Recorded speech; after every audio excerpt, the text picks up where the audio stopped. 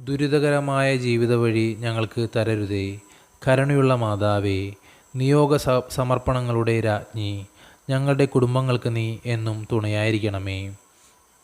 ഞങ്ങളുടെ ജീവിതം നിരാശയിലും അശാന്തിയിലും മുന്നോട്ടു പോകാൻ മാതാവേ ഇടയാക്കല്ലേ. പരിശുദ്ധ അമ്മയുടെ സാന്നിധ്യം നമ്മുടെ കുടുംബത്തെ സമാധാനത്തിലും സന്തോഷത്തിലും പരിപാലിക്കട്ടെ എന്ന് എന്നും പ്രാർത്ഥിക്കുന്നു. എൻ്റെ ജീവിതത്തെ പ്രവൃത്തി മേഖലയെ അനുഗ്രഹിക്കണമേ.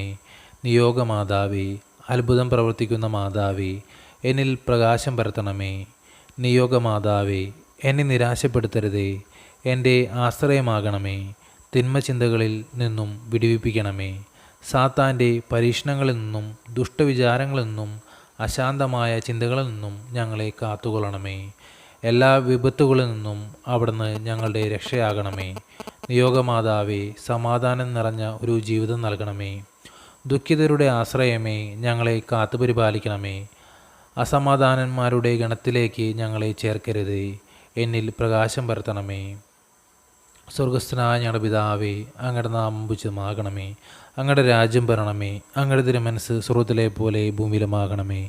അന്നു വേണ്ടുന്ന ആഹാരം ഇന്ന് ഞങ്ങൾക്ക് തരണമേ. ഞങ്ങളോട് തെറ്റ് ചെയ്യുന്നവരോട് ഞങ്ങൾ ക്ഷമിക്കുന്നത് പോലെ ഞങ്ങളുടെ തെറ്റുകൾ ഞങ്ങളോട് ക്ഷമിക്കണമേ. ഞങ്ങളെ പ്രലോഭനങ്ങൾ ഉൾപ്പെടുത്തരുതേ.